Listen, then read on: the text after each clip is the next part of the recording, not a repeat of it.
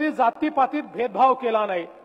या महाराष्ट्रामध्ये ओबीसी समाज असो, मराठा समाज असो, धनगर समाज असो, या ठिकाणी आमचा गोवारी समाज असो, वेगवेगळ्या समाजाच्या अडचणी या समजून घेऊन त्या अडचणीतनं मार्ग काढण्याचा प्रयत्न आम्ही सातत्याने केला।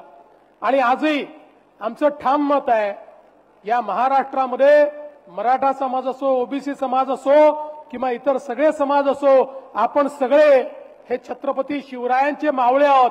छत्रपती शिवरायांनी 18 पगड जातींना सोबत घेऊन त्या ठिकाणी स्वराज्याची निर्मिती केली आणि त्या ठिकाणी हा एकोपा होता, सगळे लोक सोबत होते।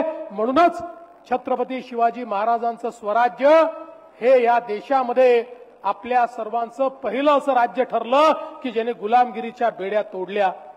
गुलामगिरीच्या बेड्या जर तोडायच्या असतील तर समाजातले वाद दूर करावे लागतील आणि सगळ्या समाजांना एकत्रितपणे पुढे न्यावं लागेल।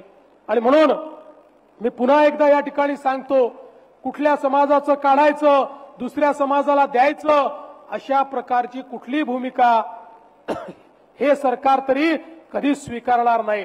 आम्ही सगळ्या समाजाचं कल्याण करण्याकरता या ठिकाणी एकत्रित आलो आहोत आणि त्याच दृष्टीनं आम्ही घेतलेले कुठलेही निर्णय जर आपण बघितले तर कोणत्या समाजावर अन्याय करणारे निर्णय आम्ही कधी घेतले नाही आणि यापुढे देखील घेणार नाही।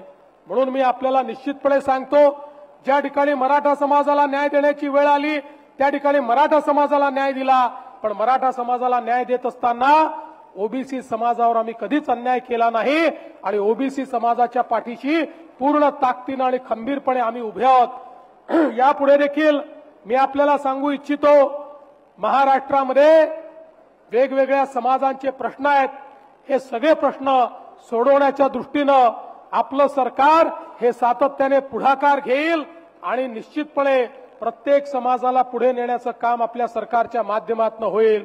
मी पुन्हा एकदा आपल्या सर्वांना आश्वस्त करतो, ओबीसी समाजाकरता आजवर वेगवेगळे निर्णय घेणारे हे सरकार आहे।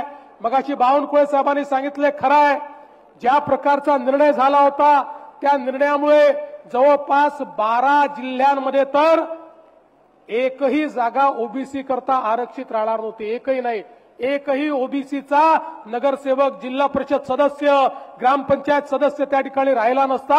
आम्ही सुप्रीम कोर्टामध्ये भांडून त्या ठिकाणी बाजू मांडून संपूर्ण 27% आरक्षण परत आणलं आणि आज महाराष्ट्रामध्ये आता ज्या निवडणुका होऊ घातलेल्या आहेत या निवडणुकांमध्ये प्रत्येक जिल्ह्यामध्ये 27% ओबीसीच्या आरक्षणासहितच या निवडणुका या ठिकाणी पार पडतील आणि आमच्या ओबीसी समाजाला त्या ठिकाणी राजकीय आरक्षणापासून वंचित ठेवण्याचं जे काही षडयंत्र झालं होतं त्यातनं बाहेर काढण्याचं काम हे आमच्या सरकारने या ठिकाणी केलं आहे।